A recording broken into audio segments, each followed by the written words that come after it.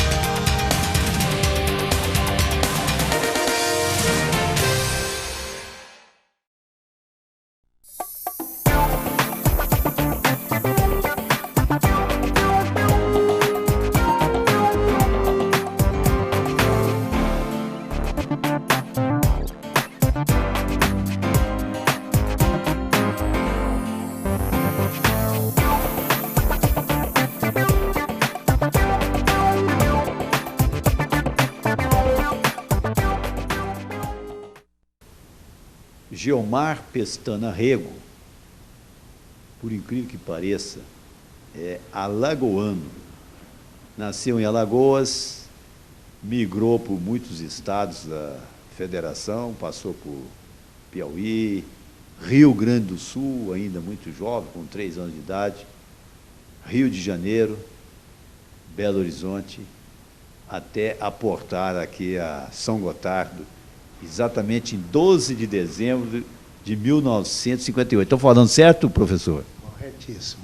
12 de dezembro de 1958. Veio de Belo Horizonte para fazer o quê? Para trabalhar em colégio? Não. O Dr. José Pessoa, que é meu cunhado, na época estava montando o Hospital Pio XII. E ele me fez uma proposta, eu já tinha um curso técnico de laboratório em Belo Horizonte, e ele me fez uma proposta para que eu viesse fazer laboratório aqui para ele, análises clínicas, né? E a proposta foi muito boa. Eu me recordo que na época ele me garantiu 10 salários mínimos para uma pessoa de 20 anos de idade, né, querendo casar.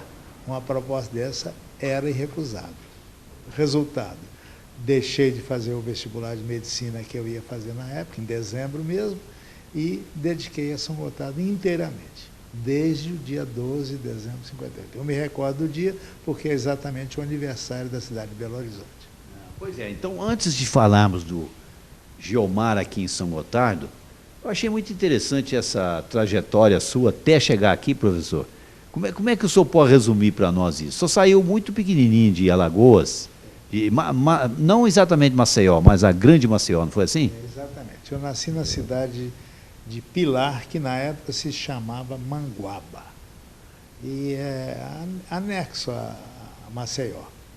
E ainda novinho, eu não me recordo quantos anos, talvez 2 anos, meu pai mudou-se para Teresina, no Piauí, onde lá nasceu mais uma das minhas irmãs, e ficamos lá uns 2 ou 3 anos. Daí ele resolveu que ele era proprietário de um laboratório veterinário, de produtos veterinários. Ele resolveu, então, mudar para Porto Alegre, no Rio Grande do Sul, porque o mercado lá talvez fosse melhor, havia mais possibilidade de sucesso. Então, moramos lá algum tempo e viemos subindo, na expressão do brasileiro. Do Rio Grande do Sul fomos para Santa Catarina, fomos até Pirapora, já direto, norte de Minas, né? E depois Belo Horizonte. Belo Horizonte, eu me recordo que eu mudei em 1946, vindo da cidade de Campo dos Goitacazes, lá no estado do Rio. Lá nós moramos lá uns 2 anos também. onde nasceu meu irmão caçula. O Weider. Exatamente o Weider. E se casou aqui em São Gotardo também, né? Com Ruth Ordones, né? É pai da Fernanda, que mora aqui em São Gotardo, casada com Cesarino Bicalho. Bom, de Campos nós mudamos para Belo Horizonte, me recordo bem, 16 de julho de 46. E a primeira coisa que eu me recordo que eu aprendi em Belo Horizonte foi ser atleticano. Naquele dia eu já me tornei atleticano pelas amizades que eu tinha. Mas teve algum jogo especial que você ouviu nessa época? Não, nesse tempo a gente torcia, naquela época, torcia para São Paulo, eu torcia para o Corinthians. No Rio, eu era sócio do Vasco da Gama, frequentava o Vasco da Gama. E em Belo Horizonte eu optei pelo Atlético, né? Quer dizer, nesse tempo o Brasil era separado e cada qual torcia para um time em cada estado. Aqui em São Gotardo, o pessoal não torcia ainda para os times de Belo Horizonte, né? Quando o senhor veio para cá em 58? Não tinha. Tinha só a rádio, a estação de rádio era muito difícil. Televisão não existia, né? Não existia. Não tínhamos luz aqui, a luz elétrica aqui era horrível. As lâmpadas eram vermelhinhas, né? E tinha que acender um fósforo para ver se ela estava acesa. E os postes no meio da rua, calçamento de pé de moleque. Antes que o senhor fale de São Gotardo, deixa eu fazer uma ligação aqui até de parentesco. Uma das suas irmãs conheceu José Pessoa? Exatamente. Como é que foi isso? Maria de Lourdes, né, conheceu o Dr. José Pessoa quando estudante ainda em Belo Horizonte, e ele se formou no dia 8 de dezembro de 54, salvo engano. E no dia 15 ele casou, porque o pai dele falou, não, você vem aqui foi para Matutina, né? Foi clinicar em Matutina, e o pai dele falou, não, você não vai ficar para lá e para cá, não. Nesse tempo era a jardineira, né? E você trata de casar logo e já traz a mulher para cá. Matutina era desprovida de energia elétrica, não tinha recurso nenhum, e ele manteve o hospital lá durante muito tempo, com algumas cirurgias importantes. Lá em Matutina? Lá em Matutina. Nessa época, ele trouxe um colega dele, Dr. Eloy Dutra Câmara, que tinha acabado de fazer residência de cirurgia nos Estados Unidos. E veio para operar em Matutina. Nessa época, havia um fluxo de clientes de São Gotardo para Matutina por causa do Dr. Eloy e do Dr. José Pessoa. Nesse tempo, o Dr. Eloy começou a associar com o José Pessoa, eles começaram a construir o Pio XII. O Hospital Pio XII era também do Dr. Eloy. Ele mudou-se para Barbacena, então o José Pessoa continuou sozinho. Quer dizer que ele também é um dos fundadores aqui do Hospital Pio XII? O Dr. Eloy era também um dos fundadores. Os dois eram o Zé Pessoa e esse Dr. Eloy? O Dr. Eloy de Matutina, eles dois começaram o hospital aqui. Pois é, inclusive o senhor falou que antes o Dr. Zé Pessoa atendia ali ao lado da atual casa paroquial? Exatamente, atrás da igreja, ao lado da casa paroquial, onde hoje me parece que é uma loja de tecido. Ele residia em cima e embaixo era o consultório dele com um aparelho de raio-x. Ele fazia as radiografias todas, inclusive radiografia especializada de intestino, de esôfago. Então já era, mesmo nesse local tão modesto, uma coisa assim de ponta, né? E ele, para concluir o hospital, ele se mudou para Ibiá. Ficou lá durante 2 ou 3 anos. E a renda que ele obtinha lá, ele aplicava no hospital aqui. Isso antes de 58, né? Antes de 58, por volta de 56, por aí assim. Depois saiu de Ibiá, veio para cá, completou o hospital. Eu me recordo que o hospital ficou pronto, mas não tinha a porta da frente. O senhor Antônio Biel doou a porta para o hospital. Que ficou até há uns 5 ou 6 anos atrás, quando tiraram a porta de ferro e colocaram uma de blindex. Foi a modificação que foi feita. Então está aí até uma homenagem ao senhor Antônio Biel, né? Sem dúvida, foi um apoio importantíssimo. Ele fez a doação. Vários amigos do Dr. José Pessoa, na época, doavam alguma coisa, um equipamento, outro. Eu me recordo que ele vendeu uma fazenda de herança para comprar um aparelho de raio-x. Doutor Zé, ele era ousado, né? Ainda é, né? O Zé Pessoa ainda é. E ele falava assim, um caboclo, como ele se chama, né? Fazendo essas cirurgias todas aqui. Tanto que, em uma época, ele... Mas só para situar aqui para o nosso telespectador, então vamos colocar o senhor aqui em 1958, muito jovem, e veio trabalhar no hospital para fazer exames de laboratório, análises clínicas, não é assim? Mas não foi só isso que o senhor fez no hospital. O senhor pode nos contar um pouco sobre isso? Inicialmente eu comecei no laboratório. Para ter uma ideia do tamanho do laboratório, ele devia ter 1,20 m por 4. Era o cômodo do laboratório. Ali se tirava sangue, fazia os exames, tudo ali, rudimentarmente. Mas era o único laboratório. Que tipo de exame que se fazia? Exame de fezes, urina, alguns exames de sangue, como hemograma, mais superficiais. Leucograma para diagnosticar um apendicite, se bem que não precisava nem de leucograma. A pessoa diagnosticava só clinicamente. Já olhava e... Tinha um olho clínico, né? E tem até hoje, viu? Há pouco tempo tem um amigo dele aqui, estava na ginástica, na piscina de hidromassagem, e o amigo dele falou, doutor José, e tal, o senhor está bom e tal. Ele falou, fulano, você está com mal de Parkinson. Falou, doutor, não, eu já corri esses médicos, fui ao Belo Horizonte, fiz tudo. Dentro da piscina, a pessoa diagnosticou que ele estava com mal de Parkinson.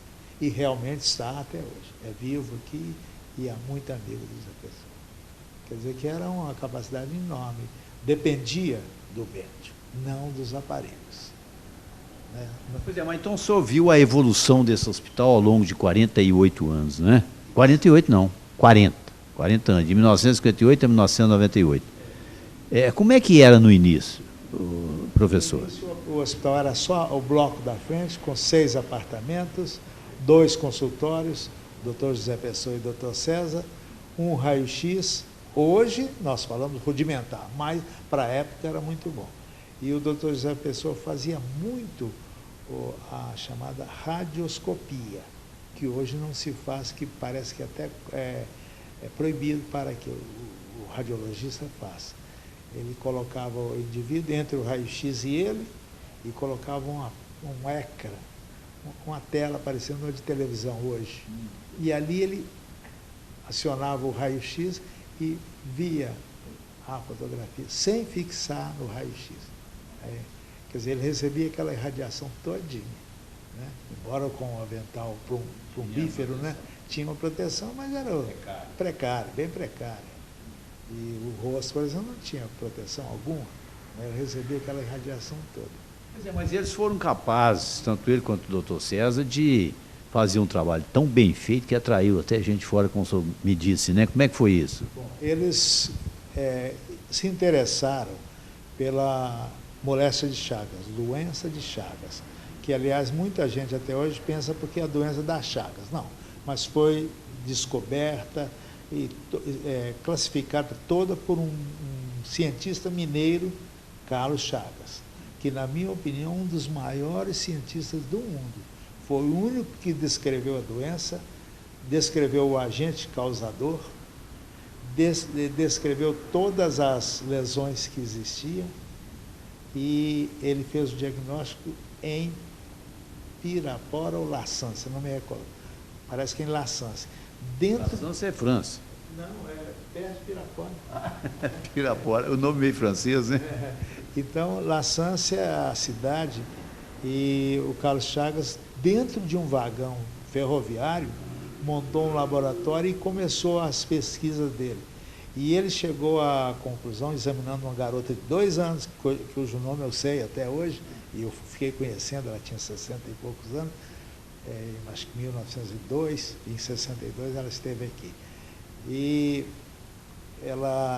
ele percebeu que no intestino do barbeiro existia um protozoário idêntico ao que existia na menina que estava com doença de Chagas.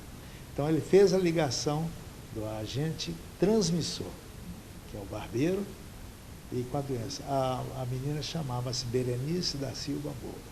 Eu recordo esse nome porque em 1964, por aí assim, ela esteve aqui, trazida de Belo Horizonte, para uma pesquisa, para fazer um exame que só nós fazíamos, no Brasil inteiro. Era a introdução de um balão no esôfago, 3 balões, aliás, um passava para o estômago, 2 no esôfago. O balão, inclusive, da época, era um preservativo, muito moderno, né? E a pessoa engolia e os balões iam contraindo e um aparelho ia marcando. Não é um aparelho eletrônico, um aparelho com agulhinha feita de plástico, que nós mesmos fazíamos, de celofane, celuloide, aliás, e girando um tambor enfumaçado com cânfora. Ele ia, o papel era branco, ele ia raspando e ficava aquele traçado. Nós fizemos na época, acho que, se não me engano, 1.800 traçados. Ele não tinha nada eletrônico, tudo mecânico mesmo. E o Zé Pessoa mostrava que dos 3 balões, no caso da doença de Chagas, que tinha lesão de esôfago, os 3 balões contraíam ao mesmo tempo, como se o esôfago fosse formado por 2 tábuas contraídas. Então, esse impacto, o alimento subia e descia. E, além do mais, a passagem do esôfago para o estômago não se abria. Deveria abrir, mas era bloqueado pela moléstia de Chagas. Então, esse trabalho foi muito profundo e ligado com a equipe da Fundação Rockefeller Foundation, lá em Ribeirão Preto, na Faculdade de Ribeirão Preto, na universidade. A equipe de Ribeirão Preto vinha muito aqui. Inclusive, a primeira cirurgia feita da retirada do esôfago, com a transposição do estômago para o lugar do esôfago, foi feita aqui em São Gotardo, por equipe de, quando foi feita aqui em São Gotardo, por a equipe de Ribeirão Preto, Dr. Câmara Lopes. E junto com ele tinha um pesquisador alemão, aliás, ele era até austríaco, professor Fritz Keber. Vinha muito aqui, gostava muito de cabrito e de cerveja. Era um bom companheiro. Então, ele fez a pesquisa mostrando que o Chagas perdia, os neurônios eram destruídos pelo... Então, neurônios são as células nervosas, eram destruídas. Ele chegou a ter a capacidade de pegar um ser humano e fragmentá-lo em milímetros todinho e contando os neurônios. Só uma capacidade. Então, realmente era um gênio. E com essa equipe... E era seu... Vinha visitar aqui? Vinha, ficava aqui conosco, frequentava, era companheiro de cerveja junto? De cachaça, de cerveja, era, e muito, muito dado, sabe? Pessoa mais excepcional. Inclusive vinha o professor Pedreira de Freitas também, que trabalhava na pesquisa do diagnóstico da doença de Chagas. Ele até faleceu um pouco antes de vir para cá. E era a equipe altamente capacitada. Não tinha como ser melhor. Resultado, na época, a equipe, já Pessoa e Dr. César, eles organizaram um congresso sobre moléstia de Chagas. Vieram aqui em São Gotardo. No clube, o antigo clube ali do Seu Clérimundo, as reuniões eram lá. Para situar isso para o telespectador, onde é hoje a loja da Maria, do doutor Advaldo, né? Na esquina ali, Bento Ferreira com a praça. Exatamente. O clube era em cima. Ali, quantas pessoas comportavam ali? Talvez 100 pessoas. Né? 100 pessoas. Encheu aquilo lá, né? 40, né? Porque as mesas, né? Com lança-perfume e tudo. Porque naquele tempo não era proibido cheirar lança-perfume, era comum. 40 mesas, né? 40 mesas. Dava mais ou menos 160 pessoas no carnaval, né? Agora, para a palestra, o congresso, que na realidade foi, eu acredito que eram 100. Vieram professores da Alemanha, da Áustria, dos Estados Unidos, da Espanha, e vieram e ficavam impressionados. E esse pessoal da Redondeza vinha? Vinha também, os médicos. pouco se interessavam, porque a pesquisa não dava lucro. A pesquisa era toda feita às custas do Dr. José Pessoa, do Hospital Pio XII. Uma cirurgia dessa de esôfago hoje ficaria em 100, 150 mil. Era feito gratuitamente. Aliás, característica do Hospital Pio XII antigo. A pessoa entrava, fazia consulta, era operado, na alta dele, uma semana depois, perguntava: doutor, quanto que eu te dei? Aí ele dava o preço, vamos supor, teoricamente, 1.000. Entrava num acordo, né? 1.000. Aí eu falo: doutor, eu posso te pagar com um porquinho, com a vaquinha? Pode. Não tinha essa ambição do dinheiro que exigia. Não que eu diga que os médicos sejam ambiciosos, não. A vida que mudou. Naquele tempo existia amizade. Realmente era amigo. Eu, por exemplo, vim de fora, algumas pessoas, que até vou citar o nome aqui, seu Juca Franco, seu Juca Londe, o Baiano Franco, ficavam: ô Gilmar, como é que está a sua banha lá, já acabou? Eu falei: não acabou ainda não, porque quando estiver acabando, eu avisava para eles, mandavam um porco na lata. Uma fartura tremenda. Cada um, eles inclusive brigavam para nos agradar. Isto era amizade. Hoje não existe mais. Infelizmente, eu senti isso aqui em São Gotardo. Não existe mais, não só no meu caso, não. Mas a maioria das pessoas pouco conhece os vizinhos. Os tempos mudaram muito, né, professor? Pois eu estou assim, posicionando isso no tempo, foi sobretudo dos anos 60 para 70, né? Exatamente. Foi o período em que nós, para ser mais explícita, a Berenice, que era o primeiro caso de doença de Chagas descoberto no mundo, ela teve aqui em 1964, ela tinha 62 anos. Então, em 1902, é que o Carlos Chagas descobriu lá em Laças a presença do tipanosoma. E até hoje, passado mais de 100 anos, não foi acrescentado mais nada aos conhecimentos do Carlos Chagas. Então, eu não sou mineiro, mas se eu tivesse que escolher o cientista, seria Carlos Chagas, com a grande capacidade que ele tem. E aqui em São Gotardo, por coincidência, tem um hospital, um laboratório com homenagem a ele, Carlos Chagas. Quando que ele faleceu, o senhor sabe, não? Não sei, não. Acho que foi... Ele faleceu novo. Tem um filho dele... Nos anos 20, 30, por aí? Não, eu acredito que... Deve ter sido, porque ele faleceu com 40 e poucos anos. Ele faleceu novo, em 1902, já está descobrindo, né? 40 e poucos anos, se não me engano. Olha o Google, né, professor? O Google. Exatamente, o Google nos acode. Acabou com o dicionário, né? Porque antigamente o dicionário era o pai dos burros, né? Hoje é o Google. Professor, mas dentro do hospital, além desse trabalho seu de exame de laboratório, o que mais que o senhor chegou a fazer lá? Bom, eu auxiliava em cirurgias, quando às vezes tinha um médico só. Depois, com a chegada do Dr. César, ele trouxe equipamentos de anestesia mais modernos, ou seja, uma máscara de aço que colocava aqui, amarrava o sujeito, dava uma lança-perfume para ele cheirar, era um quelene, né? E ele entrava, sofria demais, eu colocava aquela máscara e controlava. A anestesia era isso. Não existia relaxamento. Então era bem rudimentar ainda. Bem rudimentar. Hoje é bárbara. Hoje é bárbara.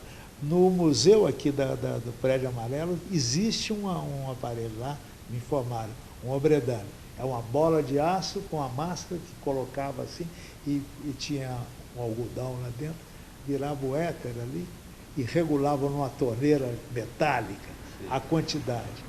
E quando eu operava, abria o indivíduo, para retornar o intestino, era uma dificuldade, porque o intestino saía todo. Tinha que apertar, um segurava, outro costurava. Era uma equipe, né? Era a equipe. Mas essa equipe foi formada praticamente aqui mesmo? Aqui, Dr. César Pessoa. E a Hilda, enfermeira, a Marinha, enfermeira, Sebastião Luiz, enfermeiro.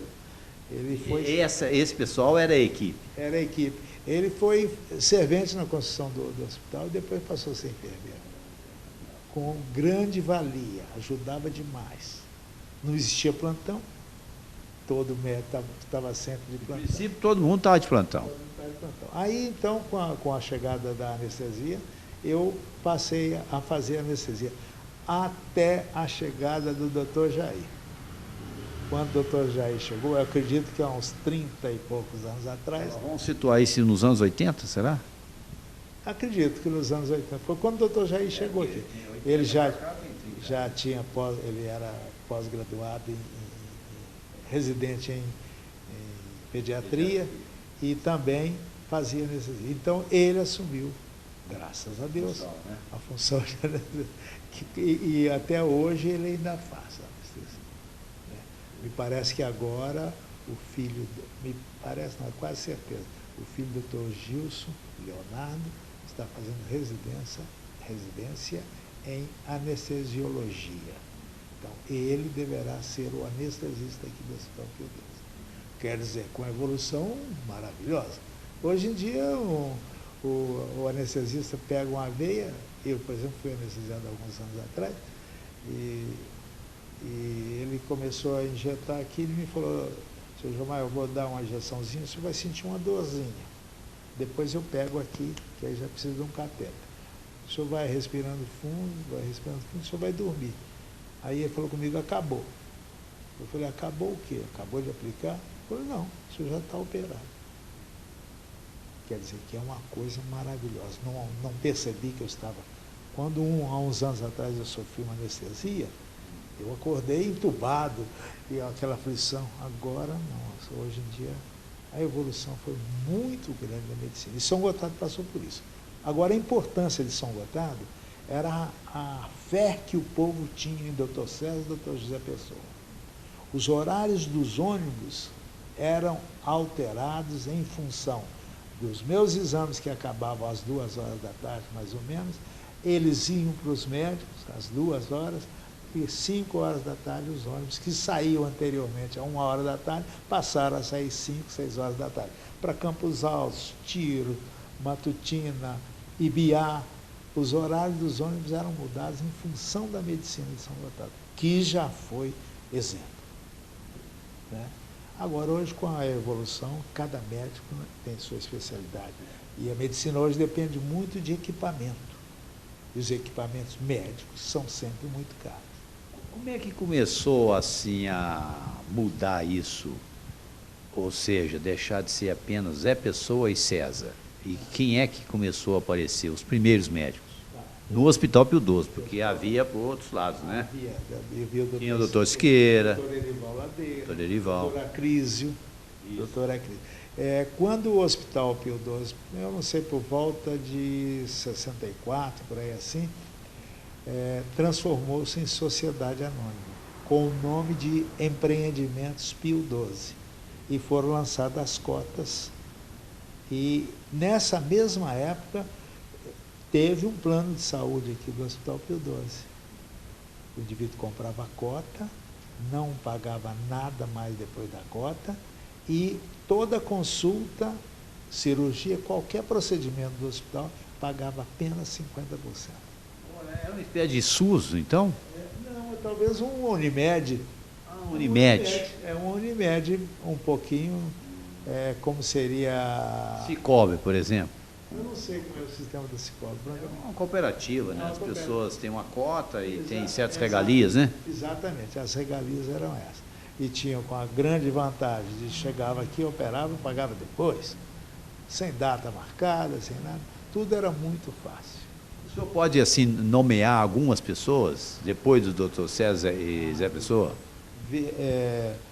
Doutor Jair, doutor Gilson, que ainda está, com a saída do doutor César veio o doutor Joaquim, doutor Fábio Fiuza, de Dores do Indaiá, que era anestesista, nessa época, teve aqui também, durou pouco tempo aqui, ficou pouco tempo, depois foi para Dores, me parece que ainda reside em Dores até hoje, cujos filhos, são 3 filhos, são médicos também. Então, e eu me recordo assim desses que estão permanecendo aí até hoje. Hoje, já tem um dos meus filhos, é médico, né, que está aqui. É o Sérgio. Ele nasceu ali. Ele nasceu ali. Agora que eu fiz a associação. E permanece até hoje. E gosta muito, ama São Gotardo. E todos os meus filhos nasceram aqui. Mas por aí, netos agora, né? Já vem mais dois, né? O Sérgio já tem, a Raquel já forma esse ano. E o Xandinho deve formar dentro de 2 anos. Então serão médicos que provavelmente virão para cá, se Deus quiser. Agora, uma pergunta, se o senhor quiser esclarecer, tudo bem. Tem o Hospital Pio XII e a Santa Casa. As relações nem sempre foram muito amistosas, né? Havia uma certa hostilidade, não? Havia sim, uma certa, talvez uma discriminação. E o Zé Pessoa operava na Santa Casa. E eu me recordo que operava, às vezes, até com luz de vela. Você pensa bem o que é, não existia luz, né? E a luz ficou boa aqui, foi a partir dos anos 70 com a CEMIG? Com a represa, né, Três Marias? Não, daqui do balneário, não é o daqui da cidade, não, lá da usina da Abaeté. Mas isso aí foi nos anos 50, né? Não? Eu já estava aqui. Talvez 57, 58, mas não funcionava ainda não. Quando eu vim para cá em 58, ainda não tinha. Aí que fizeram a ligação. 58 era aquelas bolinhas vermelhas. Vinham lá dos campos, ali tem a usina. Ali tem a usina Confusão ali, né? A usina de Confusão, vinha energia de lá. Aí a Vale São Francisco construiu a barragem aqui. Eu até me recordo da época da construção, eu não morava aqui ainda não, mas passei lá. E ela foi programada para São Gotardo, Rio Paranaíba. Ao inaugurar, lançaram Tiros, Matutina e não sei se Santa Rosa. Resultado, ela se tornou insuficiente. A vazão de água era muito maior do que a entrada, né? Então, o resultado, a represa ficou condenada. Foi abandonada, o Rogério Bustamante, o pai dele, parece, adquiriu os direitos e ele hoje utiliza a energia dela até hoje para a metalúrgica dele, na fundição de minério de ferro. Mas não pode trabalhar constantemente, você vê o tamanho que ela era. Só que houve um processo em 50 anos de assoreamento. Hoje a capacidade de água dela deve ser 1/3 do que era, porque houve assoreamento. As terras aradas nas margens, com a erosão, levaram para lá. Tem época do ano que corre lá um córregozinho no meio de onde era a represa. Mas, de qualquer maneira, há espaço para o Pio XII e para a Santa Casa, né? Que hoje é Hospital Municipal, né? Aliás, precisa até mais ainda, né? Precisa, sem dúvida. Precisava haver, porque... Aliás, hoje já tem a clínica do Dr. Milton, tem aqui em cima, né? Médico avançado, né? Tem a Santa Casa que melhorou muito, muito. Acredito que precisa haver mais investimento, é necessário que haja mais investimento, não financeiro, eu não sei aspecto, mas investimento técnico. Trazer médicos que se dediquem à profissão, não que venham aqui apenas para ganhar dinheiro. Ganhou um pouquinho de dinheiro, vai embora. Não é isso que se precisa. Que São Gotardo já teve, inclusive, um caso de um médico, salvo engano, um boliviano, ficou aqui 2 ou 3 anos, depois foi descoberto que nem médico ele era. Já trabalhou na Santa Casa aqui. E eu me recordo disso bem. E já passou por coisa. Mas eu falo que a medicina aqui era muito evoluída, para a época, lógico. E o pessoal saía de Bonfinópolis, que é bem para lá de Patos de Minas, passava em Patos de Minas e vinha para cá. Tinha ônibus de Bonfinópolis para cá, 2 ou 3 vezes por semana. Para o lado de cá também, lá de Tiros, para baixo de Tiros também, era uma frequência muito grande. E todos eram assistidos dentro do possível. Vimos aqui um pouco do professor, nem professor, não é? O biólogo, laboratorista, anestesista, né? Geomar Pestana Rego. Agora vamos falar um pouco do professor Geomar. Como é que foi essa entrada sua no magistério, professor? Pelo aspecto que eu já possuía de ter laboratório e entender da biologia, pouco, né? Eu fui convidado pelo padre Geraldino Arantes para lecionar na escola do padre. Instituto São Pedro. Instituto São Pedro, exato, que era um seminário, né? Era um seminário. Eu lecionava para os alunos de curso de madureza, que chamava nesse tempo, hoje é outra coisa, né? O nome é outro. E também o professor Carolino de Sá, não esse Carolino mais recente que faleceu há uns anos atrás. O professor Carolino de Sá convidou-me para que eu desse aula no Prédio Amarelo, que era o Colégio das Freiras, Colégio das Irmãs. Isso foi logo que o senhor chegou aqui, então, porque o Carolino foi de 1958 a 60, 61, na época do Ciro Franco, não é isso? Foi nessa época que eu lecionava lá. Você era bem jovem. A irmã Branca era bem jovem, a irmã Branca, eu me recordo, a irmã Cremilda, que depois ficou aqui muitos anos. E nós tínhamos um grupo ali que lecionávamos lá. O Zé Pessoa, inclusive, lecionou biologia lá, deu aula de biologia. E ficamos nessa fase e fomos só crescendo. Daí por orientação do Dr. Lima e da... Mas só para esclarecer o nosso telespectador, esse Instituto São Pedro é onde ali funciona a prefeitura hoje, né? E o prédio, inclusive, era bem menor, né? Depois o Zé Moreira, como prefeito, ampliou aquilo, né? Eu me recordo que uma época o Instituto São Pedro queria vender o prédio ali e o senhor Ortiz era o prefeito. E ele chamou... 1967, né? Eu me recordo exatamente. O senhor Ortiz era o prefeito e o senhor Ortiz chamou a Câmara e falou, vamos comprar o prédio para fazer uma escola aqui. Aí a Câmara não concordou com a compra, não. Bem, se vocês não comprarem, se a Prefeitura não adquirir o prédio, eu vou comprar. Particularmente, ele ia comprar. Aí os vereadores concordaram e comprou. Outra coisa que o padre Geraldino fez também, que era muito importante, hoje funciona Proman. Lá era um internato do seminário. Tinha uma marcenaria, era profissionalizante o curso. Tinha aula de contabilidade, formavam-se contadores aqui, que hoje não existe mais, né? As escolas técnicas acabaram praticamente. É um crime, porque todas as professoras que se formaram nas escolas normais, primeiro onde é o Prédio Amarelo, depois aqui onde é o prédio da prefeitura, com a direção da dona Lisete nessa época, todas as professoras conseguiram dar aula no primário, porque se habilitava apenas para o primário, concurso de normalista, e com a renda do primário conseguiram fazer as faculdades em Araxá, Passe, onde era possível, e hoje são aposentadas com curso superior. Então foi um benefício muito grande das escolas normais, a escola normal e da escola técnica do padre Geraldino. Então eu acho que a educação nesse caso teve um impulso muito grande. Depois que houve a municipalização do ensino, o Estado também adquiriu, né, parte. Lembrando que o São Pio X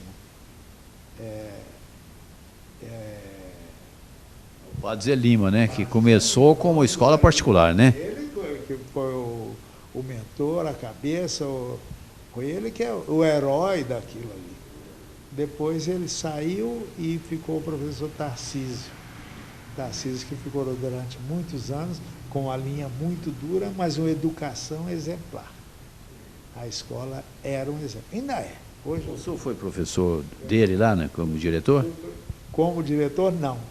Quando ele saiu para ser diretor, largou a geografia, me convidou para eu dar aula de geografia. Eu não tinha preparo nenhum para geografia. Então eu pedi, Tarcísio, você me dá 15 dias de prazo. Eu estudava durante a noite inteira para preparar as aulas, para chegar lá cedinho e saber a aula. E eu me recordo, desculpa, a turma que eu comecei a dar aula na 8ª série era uma turma de alunos excepcionais, alunos de uma competência incrível. Eu me recordo da Lázara, que hoje é promotora, alguma coisa em Belo Horizonte, um dos filhos do seu Clarimundo, era exemplo também. Era uma turma que era difícil dar aula, porque eles conheciam muito para aquele período. Então, hoje o aluno sabe muito pela internet, pelo computador e etc. e tal, mas aqueles tinham conhecimento por dedicação mesmo. E foi muito difícil dar aula para uma turma de tanta capacidade.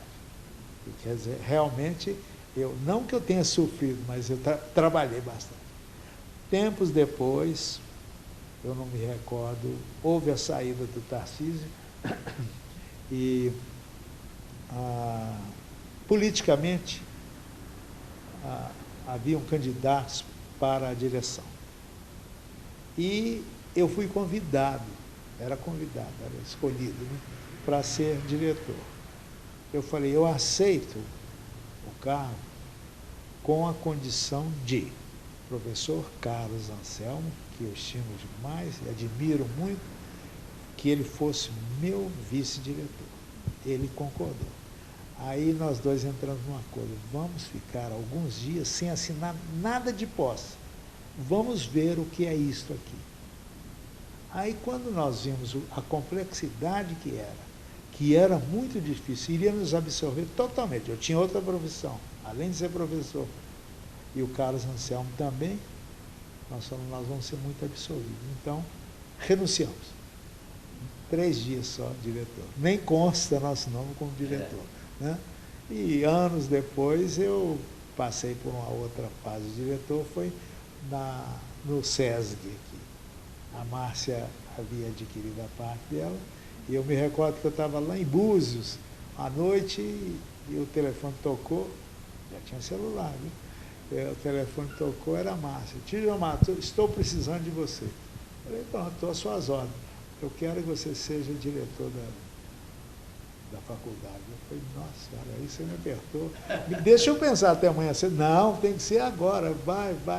O salário era maravilhoso para quem ganhava pouco naquele tempo, como professor que ganha realmente pouco, em relação às grandes profissões. Embora o professor trabalhe geralmente só um período. Para um período está bom ordenado. Mas então o ordenado era muito bom, eu falei, Márcia, mas isso... Ele falou, não, tio, você não vai ter problema nenhum. Tem as secretárias, tem um auxiliar que vem, o filho da dona Nica, ele vem, vai te orientar em tudo, você vai ser o nosso diretor. Eu fui diretor, acho que 6 meses, até que o João Eduardo, do Lazinho, né, adquiriu a parte da escola e ele passou a ser o diretor. Eu ainda dei aula durante um tempo lá na faculdade, dei aula de economia.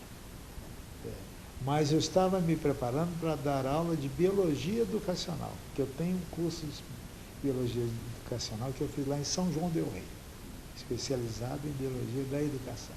E era o que eu esperava, mas não deu certo. Eu ainda quero fazer uma pergunta, mas nós vamos fazer uma pequena pausa para ouvir os nossos patrocinadores e após continuamos essa conversa muito interessante aqui com o professor Gilmar.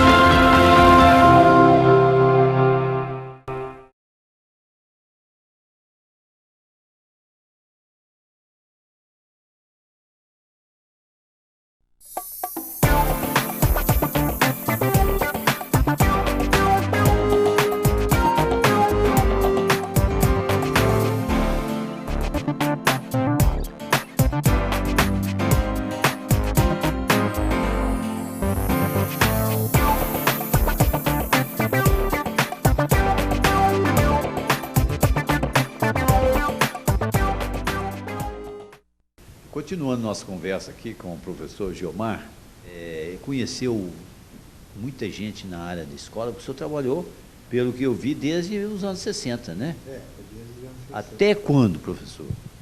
Até 3 anos atrás, na escola. Há 3 anos atrás eu fui professor no Gama, ainda encerrei no Gama. Há 6 anos atrás eu encerrei no Estado, no meu segundo cargo, que o primeiro eu aposentei como laboratorista do Estado. O senhor se aposentou como professor de Estado também, não? Eu aposentei. Há 6 anos atrás, quando o professor, embora, não que eu queira dizer que é o meu caso, embora ainda tenha muita capacidade, o Estado, as leis brasileiras escrevem na testa do professor aos 70 anos assim, inútil. É a aposentadoria compulsória. Pois é, e ele ainda tem, talvez até o sumo para oferecer para o aluno, né? Que você tem experiência, você já sabe das coisas, né? E após a minha aposentadoria no Estado, eu senti muita falta, sinto até hoje falta da sala de aula, porque eu costumo falar, o senhor é professor? Eu falo, não, eu sou educador. O professor vai lá e dá aula e pronto, acabou. Resolveu o problema ali, deu a aula e foi embora. Eu não, procurei sempre orientar, dar sempre as dicas para os alunos. Muitas vezes o aluno queria fazer uma faculdade, eu falo, não faz faculdade, não. Faz um curso técnico. Hoje um técnico costuma ganhar muito mais do que um doutor. Na área da construção civil, por exemplo, um mestre de obra costuma ganhar o dobro do engenheiro. O dobro que o engenheiro ganha, o engenheiro civil. Quer dizer, então eu sempre orientei, procurei orientar. E conversava sempre fui amigo, embora com uma certa linha dura, e eu procurei sempre corrigir, dentro da minha pouca capacidade de português. Eu sempre procurei corrigir todas as provas, grifando os erros de português e chamando a atenção. Eu tenho aluno que me chama até de tio. Ô tio, ele é gago, né? E eu aprendi e português foi com o senhor. Porque realmente, eu me recordo de uma prova daquele tempo, valia 10, essas provas valiam 10, ele tirou 4. Mas na primeira folha da prova dele tinha 27 erros de português. Eu falei, sua nota vai ser 4, se você passar essa página a limpo, corrigindo todos os erros. E ele trouxe. Anos depois ele falou que agradecia de ter aprendido português comigo.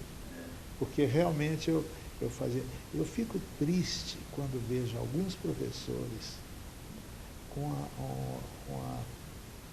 horrível, um modo de falar, um linguajar horrível, baixo. Nós vai, nós foi, nós fica. O professor falando isso é um crime dentro da escola. Eu acho que deve ser procurado sempre falar mais, explicar mais, para que o aluno acostume com o que é correto. Não que ele vai ser exemplo e que ele seja perfeito, nem que eu seja perfeito. Nunca tentei ser perfeito. Mas eu acho que toda contribuição que nós pudermos dar para o ser humano, não para o aluno, para o ser humano, para enfrentar a vida depois.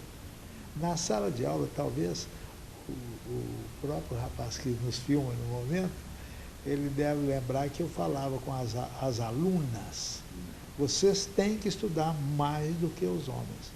Ela fala, não, professor, mas por quê? Porque vocês vão estudar, vão se formar, depois vão se casar com eles, vão ter que sustentá-los.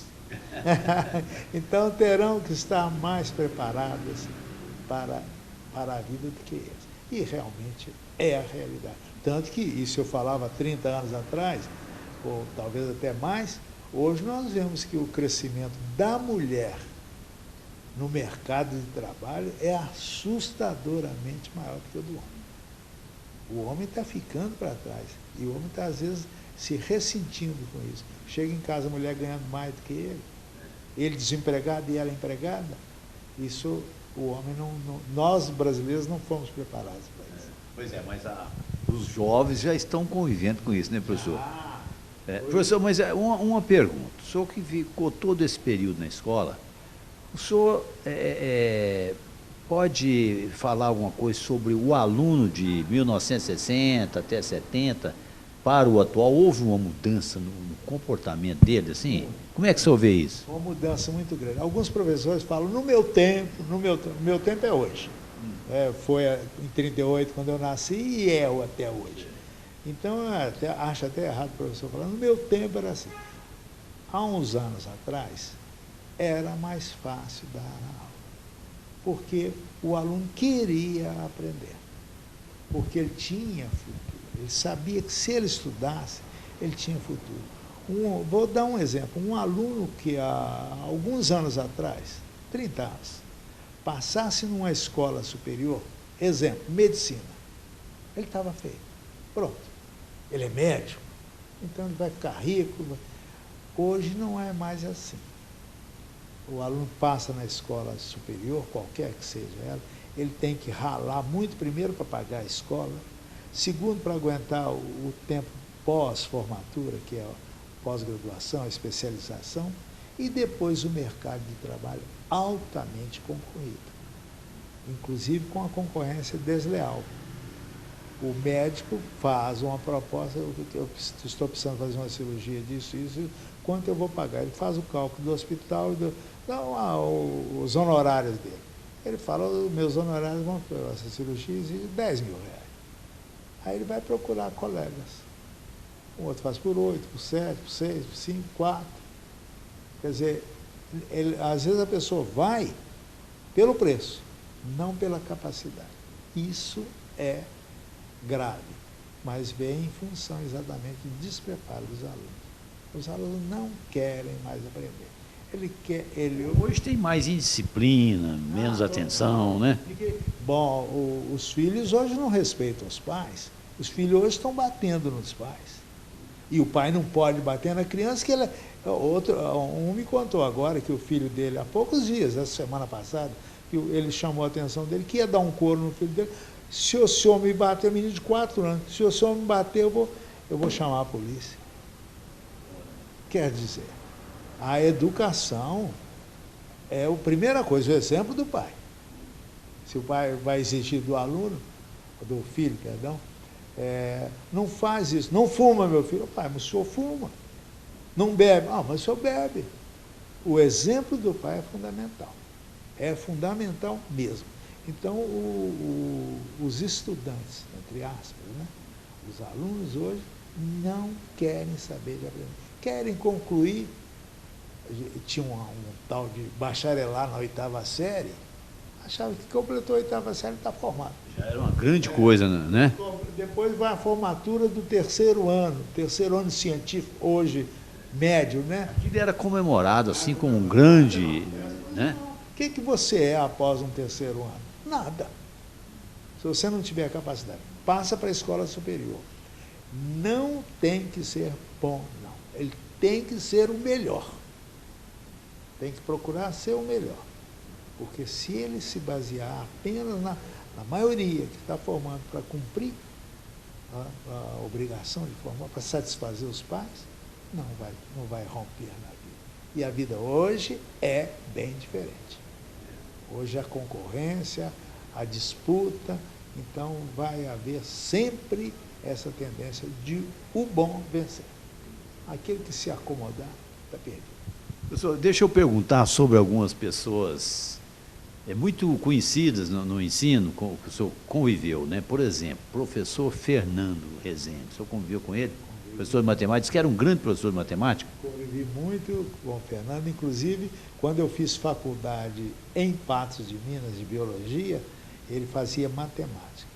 É um grande companheiro, dedicado e inovador. Ele ensinava matemática com técnicas diferentes. Eu me recordo que alguma coisa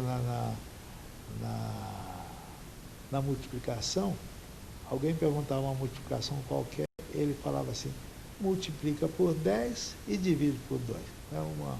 Por 5, né? Número tal, 9.000 multiplicado por 5. O pessoal não sabia, então multiplicar por 10 e dividir por 2. Os alunos aprendiam com muito mais facilidade. Hoje tem a tal de calculadora, ninguém sabe. Eu fui há pouco tempo numa loja, comprei um artigo de R$ 18,50, dei uma nota de R$ 20. A mocinha foi lá na calculadora, bateu R$ 20 menos 18,50, R$ 1,50, me entregou R$ 1,50. Isso é preguiça mental. Isso é sinal dos tempos, né, professor? É preguiça mental, né? E a ortografia, então, com os computadores, você, né? Tudo errado, sem acento, sem nada, é triste, né? Mas, de certa forma, a mídia, a imprensa ajuda a avacalhar um pouco, né, professor? Por exemplo, eles escrevem site e lê site, né? Como se o I nosso fosse AI. O que o senhor acha disso? Outra coisa, pergunta para um aluno o que significa site.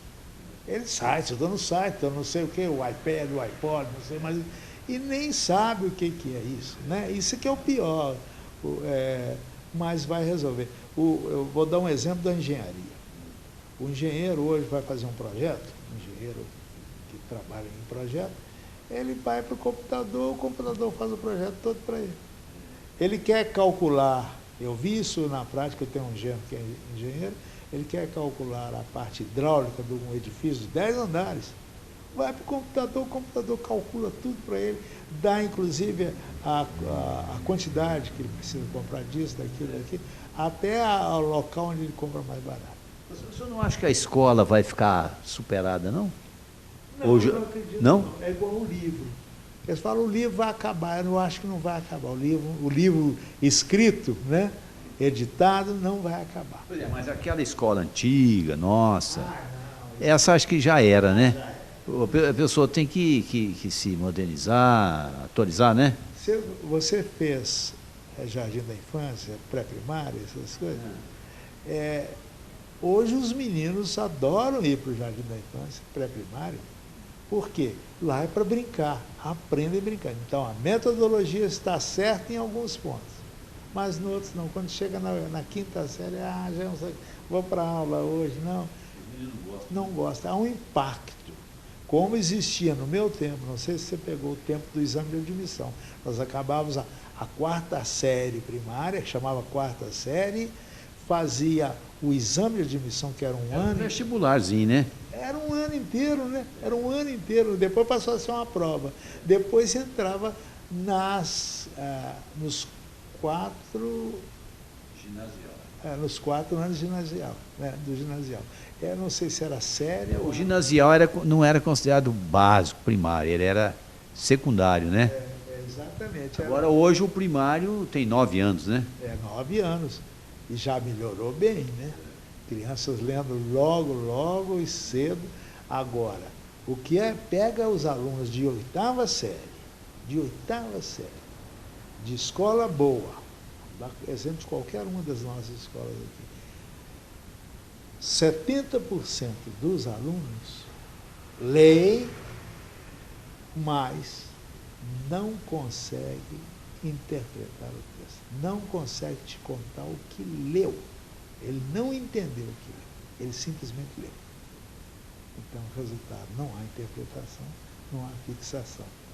E tem uma propaganda na televisão em que fala que em 3 segundos o atual passa para o passado, né? Que é o tempo que o cérebro gasta para fixar, né, algum conhecimento. Eles não querem fixar coisa. É triste. Professor, deixa eu fazer outra pergunta sobre outra figura também muito importante no nosso ensino, na sua época. Professor Diniz, o senhor conheceu, conviveu, como é que era o professor Diniz? Conheci muito e convivemos bastante, fomos companheiros de Lions Club, José Alves Diniz, casado com a dona Vera, e era uma pessoa que tinha uma visão muito à frente. No tempo do professor Diniz, aqui à frente das escolas, da escola normal, ou similar. Foi diretor aqui no comercial, né? No tempo do José Moreira. E ele promovia em São Gotardo o desenvolvimento dos esportes. O esporte aqui em São Gotardo era exemplo para toda a nossa região. existia uma Olimpíada de São Gotardo que era uma coisa impressionante. A quadra era aqui onde é a prefeitura, não comportava o público. Bem cuidada na época, né? Muito bem cuidada, e tinha toda a administração. Era um exemplo. Eu me recordo de vários. Aqui nós tínhamos um time de handebol feminino que tinha a Fatinha, que trabalha na prefeitura e trabalha no Hospital Pio XII. Ela era goleira que, na minha opinião, pegaria qualquer seleção brasileira. Porque era realmente. Aí tinha o vôlei, vários times de vôlei. Tudo ali na quadra? Tudo na quadra. Basquete, vôlei e handebol. Quando nem se falava em handebol, aqui tinha um bom time de handebol. Se bem que isso não é da agora, não. Quando eu mudei para cá, existia o time de futebol feminino, no Prédio Amarelo, onde hoje é a Telemig, hoje é Oi, se não me engano. Ali existia uma quadra, tinha um time de futebol feminino, de futebol de quadra, a Nicinha, e várias outras eram craques para jogar bola. E era desenvolvido, tinha um time de futebol de salão muito bom, com o Tulinho e o Poi, que era o goleiro. E eu me recordo desses rapazes que eram craques. Então, não se preocupavam em bebida nem nada, era o esporte, treinavam todo dia, toda hora, do mesmo modo que era o Esparta, né? O Esparta seguia de exemplo. Hoje, os jovens não se interessam ou o esporte não atrai mais os jovens. O que ele quer é o quê? Musculação. Tomar os energéticos, que deveriam ser proibidos, casa de polícia. Energético para mim é casa de polícia. O senhor, como biólogo, sabe disso, né? Exatamente. O que é isso mesmo, professor? Como é que funciona? Que desequilibra todo o mecanismo do organismo, toda a estrutura orgânica é desequilibrada. Resultado, ele faz musculação, faz bomba, fica aquele andando até aleijado. E para quê? Cadê o homem que a mulher saía com ele, a namorada saía com ele, de braço dado, e fazia questão de passar na praça e mostrar que aquele é o meu namorado, é o meu homem? Hoje, cadê o homem? O homem desapareceu. O homem, que me perdoe, o homem hoje está efeminado. As mulheres avançaram tanto para cima do homem que o homem tem medo da responsabilidade. Se bem que hoje já se divide a responsabilidade. Uma gravidez aí inesperada, é tanto dele quanto dela, então pronto. Mas houve um período, há uns 10 anos atrás, em que o homem tinha medo da mulher. A mulher estava se oferecendo tanto, porque a mulher evoluiu, mas ela, na realidade, ela não evoluiu. Ela copiou o homem. E o homem, atualmente, é uma massa falida. Ele não transmite mais. Os colegas, os alunos, falando dos alunos, eles não transmitem mais a segurança. As moças procuravam os rapazes para auxiliar no trabalho. Hoje é o contrário. Eles pedem para que elas façam o trabalho dela. Incompetência, incapacidade. E o homem, então, está se ficando mais humilhado, na realidade. Não todos, graças a Deus, né? Pois é, mas o senhor está levantando questões aqui que precisar até da gente promover como diz, uma roda viva, né? Uma mesa assim de debate para discutir essas questões que interessam para a nossa população, né, professor? Sem dúvida. Isso já houve em São Gotardo, mais envolvimento assim de, sei lá, clubes ou entidades, organizações para discutir essas questões? Sem dúvida. Sim, o senhor conheceu ou não? Eu conheci o Lions Club, discutia muito. Sempre que chegava um estrangeiro aqui, né, entre aspas, o Lions trazia para ver qual era a cultura dele, como era. Ele era convidado para um jantar. O Rotary faz isso, né? E já tivemos várias entidades. São Gotardo tinha um conjunto, não sei se você recorda do conjunto musical, uma banda, né, como fala hoje, banda, que era muito boa, era exemplo na região. Os jovens queriam aprender a tocar música, Tinha festival de música em São Gotardo, tinha festival de cultura. Alguns escritores, que não me recordo o nome dele, mas hoje eles são viadutos em Belo Horizonte, são nomes importantes, pontes e tal, ruas, eles vinham aqui para São Gotardo, porque aqui era um foco de cultura. E eu não me recordo, infelizmente, o nome. Você me lembrou do Paulinho Assunção, a música do Paulinho Assunção era uma música espetacular. Eu me recordo uma que ele falava, Minas, meu amor, muito bem, how do you do? Como vai, I love you. Acho que é isso. Então era uma música, para a época, muito evoluída. E destacava em tudo quanto é lugar. Ele ia para Belo Horizonte para apresentar ele. Os festivais de música aqui eram concorridos, gente de vários lugares do estado. Hoje não existe mais isso. Hoje, se falar em festival de música aqui, eles vão rir. Né? O próprio carnaval acabou, né? Se bem que está acabando no Brasil inteiro, né? O carnaval está acabando. Mas aqui... Mas está melhorando muito em Rio Paranaíba, né? Não, esse ano já foi proibido. Ah, foi? Não teve. Eu soube que não tinha. O prefeito proibiu o carnaval lá. Proibiu.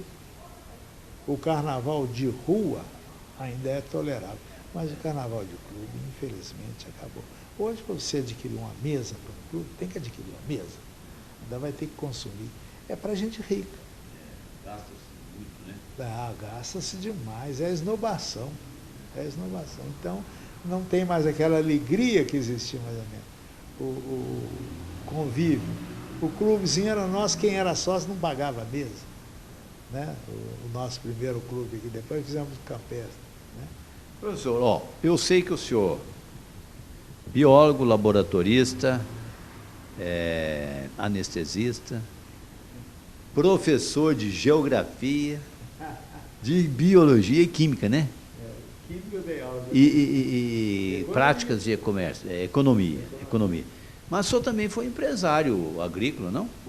Como é que foi essa experiência? Eu comecei adquirindo um pequeno terreno, tipo um sítio, um hectare, um alqueire, aliás, e houve oportunidade de adquirir mais alguns pedaços. E fui e me dediquei à área de leiteira.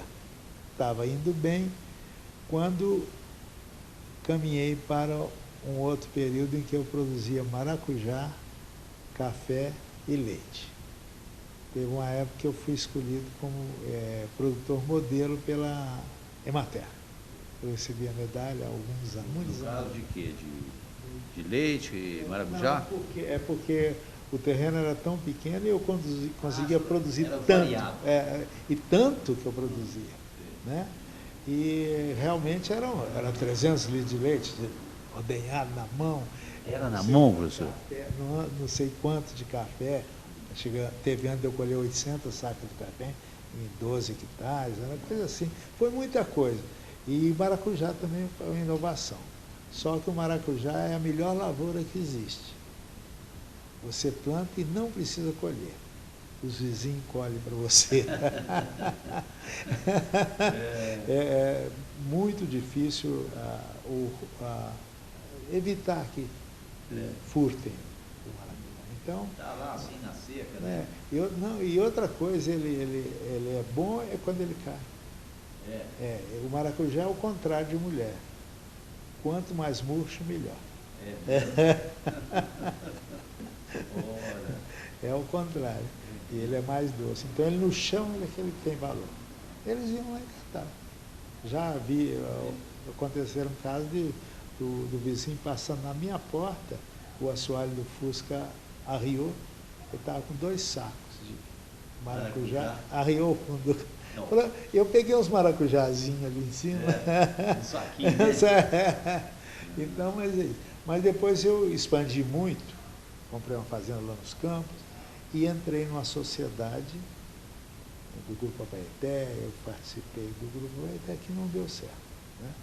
Então, eu encerrei minha atividade como agricultor. Não durou 40 anos, não, como as outras, né? Não. E eu gostaria de morrer como agricultor.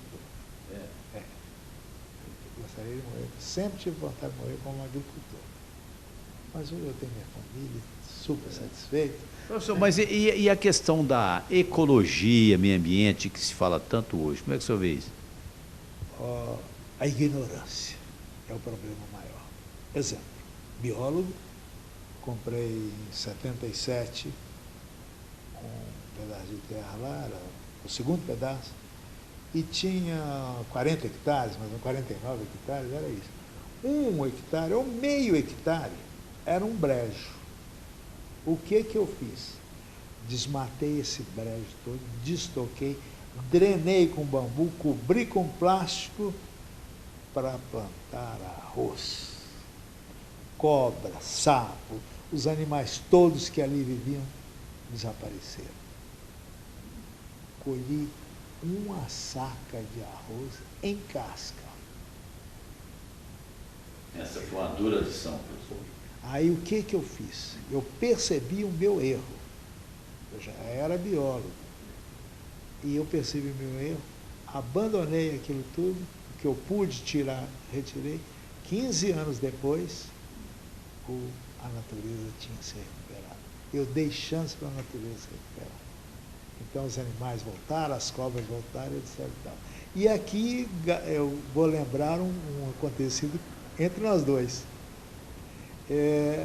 Há uns anos atrás, você tinha o sítio, acho que tem até hoje, né? Lá no Borrachudo.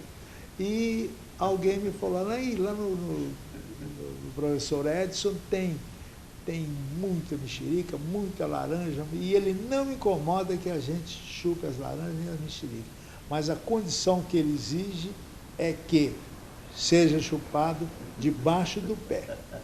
Eu falei, mas que bobagem é essa? Aí fui procurar saber por quê. Era porque exatamente você já estava fazendo a compostagem, a reciclagem. A casca de laranja que ficava debaixo do pé de laranja iria virar adubo, iria adubar os micro-organismos, as minhocas, etc. e tal. Então, foi a primeira vez que eu ouvi falar nisso. Hoje, o mundo todo sabe disso.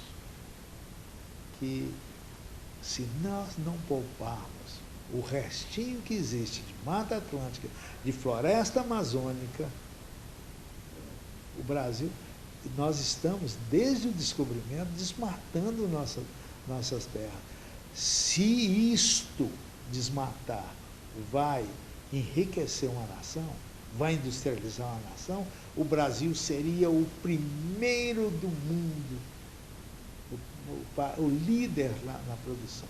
E olhem bem, nós desmatamos e não saímos do 6º, 7º lugar, assim mesmo baseado mais na indústria de impulso, mas que se nós preservarmos a nossa natureza, já está um pouco tarde, já está meio passado de hora. Olha a seca que nós estamos aí.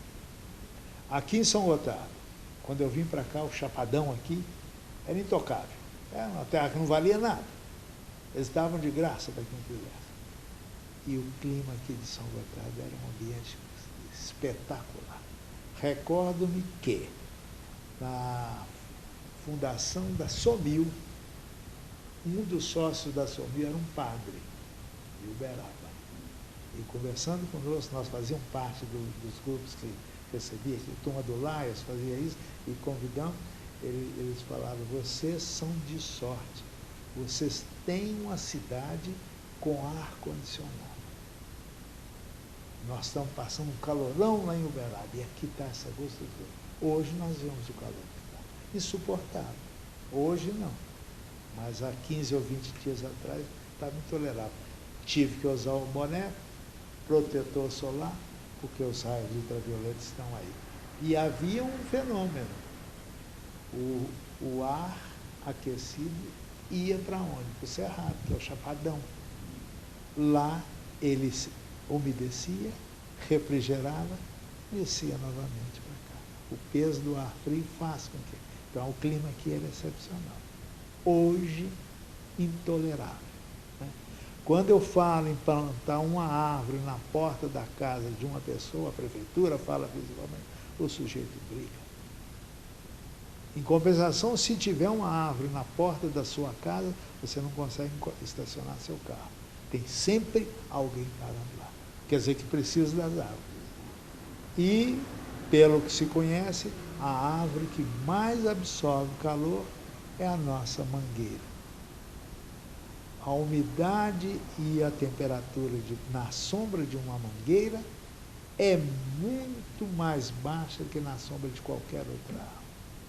E a mangueira é uma planta que podia plantar na mangueira. Né? Eu não conheço a França, eu soube que nas margens das rodovias da França, tudo plantava árvore frutífera. E dada para o povo, para quem quiser. As nossas margens, o que são? Tem 40 metros a rodovia federal, para um lado e para o outro. Mas o pessoal bota fogo, né, professor? Tudo queimando para quê? Às vezes até instituições do governo, né? O próprio DR, às vezes, o DENIT, o DR, não sei, vai lá e queima para facilitar. Olha, isso é um crime. Falta de consciência muito grande, né? Exatamente, falta de consciência, falta de educação. Professor, pelo visto, nós temos que trabalhar ainda bastante nessa área, né, de educação, né? Mas, Edson, no nosso tempo, alguém me falou isso, ou escreveu, nós, na minha geração, aos 20 anos de idade, nós queríamos mudar o mundo, já queríamos, e mudamos para pior. Muito pior. Eu me recordo na minha época de rapaz, 17, 18 anos, nós íamos para um bar, bebíamos cerveja, bebíamos cachaça, mas você nunca ouviu falar em um colega meu que fumasse uma maconha, que usasse uma droga. Não existia, não tinha necessidade. Como eu acho que não há necessidade hoje. E alguns defensores estão aí, defendendo a liberação da maconha. O Uruguai liberou, né? Se não me engano, o Uruguai liberou. Então, isso é um absurdo, é um crime. Se não consegue controlar os remédios de farmácia, que são com receita especial, eles conseguem, vai controlar maconha, cocaína. E outra coisa, a maconha é, na minha opinião, a porta de todos os vícios, de todas as drogas. Porque o indivíduo depois não se satisfaz mais. Eu tenho um colega que nunca tinha fumado maconha. E aos 20 e poucos anos de idade ele resolveu fumar maconha. Deram um cigarro para ele, ele fumou um cigarro, vomitou 3 dias consecutivos. Nunca mais eu quis falar, nem ouvi falar nisso. Se tudo fosse assim, né? Agora, hoje, as drogas que estão aí são pesadíssimas e acha-se à vontade. São Gotardo é um exemplo disso. Generalizou, né, professor? Generalizou, é o mundo inteiro. É o mundo inteiro. Agora, como vai fazer isso, não sei. Professor, nosso tempo está acabando, a conversa, pelo visto, ainda pode prolongar muito, e eu ainda penso lá na nossa televisão, fazer assim uma mesa redonda com as pessoas debatendo, participação das mulheres, dos jovens, né? E das pessoas que conhecem São Gotardo, que conhecem a história, né? Isso ajuda muito a criar uma consciência na cidade, né? O que o senhor gostaria ainda de falar aqui para o nosso telespectador? Está à sua disposição o microfone. Primeira coisa, São Gotardo me acolheu de braços abertos. Casei-me, trouxe minha esposa para cá, meus 4 filhos nasceram aqui, 4 netos nasceram aqui, e a minha terra hoje é São Gotardo. Eu vibro com São Gotardo. Que me perdoem os administradores passados e presentes. Sinto pena em ver São Gotardo com tanto buraco, tanto pouco caso, lixo nas ruas, cachorro rompendo a sacola de lixo, que hoje não existe mais o vira-lata, né? Hoje existe o rasga-saco, né? O cachorro mudou a raça. Mas isso me dói. E eu, quando saio, vou a alguma cidade e volto para São Gotardo, eu sinto um aperto, porque dá pena ver São Gotardo no estado que está hoje. Ninguém, não sei, a maioria não se preocupa com o que está acontecendo. Passeios com muros dessa altura, no meio do passeio, O cadeirante, o idoso, eu sou idoso. Como é que eu passo? Eu tenho que ir para a rua. Canteiros plantados no meio do passeio. Né? Automóveis estacionados dia inteiro no passeio. Quem quiser o pedestre que vá para a rua. Né? Faixa de pedestre, pintar faixa de pedestre para quê? Ninguém respeita. Se o cara entrar, ele é atropelado, ou então é xingado. Hoje eu vim atravessando em frente ao Zema ali, quando eu parei, um senhor num carro parou e mandou que eu passasse. Isso é exceção, mas precisava fiscalização. Não sei se é a polícia, uma polícia municipal, alguma coisa. Precisava uma fiscalização, multa. As paradas e as rampas para os cadeirantes, para os idosos, é ponto de estacionamento. Param ali, o cadeirante que se vire. Né? E vou dar um exemplo. Em frente ao Banco do Brasil tem uma área reservada para os cadeirantes, que é errada a placa, devia ser para necessidades especiais, idosos, etc. e tal. Ela é do lado esquerdo. O cadeirante geralmente não dirige. Ele vai descer por onde? Pelo lado direito. Aonde? No meio da rua. Ele vai ser atropelado. E em frente tem um estacionamento reservado para a Câmara Municipal. Por que não trocar de lado? O vereador pode parar em frente e atravessar a rua. O cadeirante não pode. Então, acho que são coisas que não se olha, não se presta atenção. O povo, a pessoa humana, está sendo relegada, está sendo colocada para segundo plano. É mais importante ganhar os votos, fazer coisas bonitas, do que pensar no povo. Professor, aproveitando a carona nessas colocações que o senhor fez, e essa barulheira na cidade de som, o que o senhor acha? Horrível. Patos de Minas já proibiu. Era carro aquilo é uma ignorância. Para começar, quando agressão ao cidadão que está dentro de casa. Quando eles vão anunciar uma morte, por exemplo, você não consegue. Ele está muito alto, você ouve que morreu, fulano tal, longe. Quando passa na sua porta, você não entende quem é. Por quê? Ele não pode parar. A porta do hospital, eu faço audiometria no fundo do hospital. Os carros de som, as motos de som passam em frente ao hospital sem desligar. Que é isso? Falta de educação. De lei também. A lei existe, né? Falta que seja cumprida. Cumprir a lei, né? Sem dúvida. Mas acontece que o brasileiro só quer cumprir coercitivamente. Ele quer ser obrigado pela lei. Não, existe a lei, vamos cumprir. Eu não sou capaz de jogar um papel na rua. Há poucos dias eu estava na porta daqui da minha casa. Parou um carro aqui, uma senhora pegou uma latinha de Coca-Cola, acabou de tomar dentro do carro e jogou na porta da minha casa. O carro parado. Eu fui lá, peguei a latinha, amassei com o pé e pus dentro do meu lixo. Quer dizer, se a lição valeu, não sei. Talvez ela tenha aprendido. Né? Talvez. Professor, de qualquer maneira, nós, TV São Gotardo e SGTV, agradece muito aqui esse papo tão agradável com o professor Gilmar, né, sobre o qual nós ficamos sabendo agora muita coisa, inclusive que é alagoano e ama essa nossa terra. Não é isso, professor? São Gotardense de coração. Isso eu me considero São Gotardense de coração. Brigo por São Gotardo. Isso é sem dúvida. Muito obrigado. Eu que agradeço.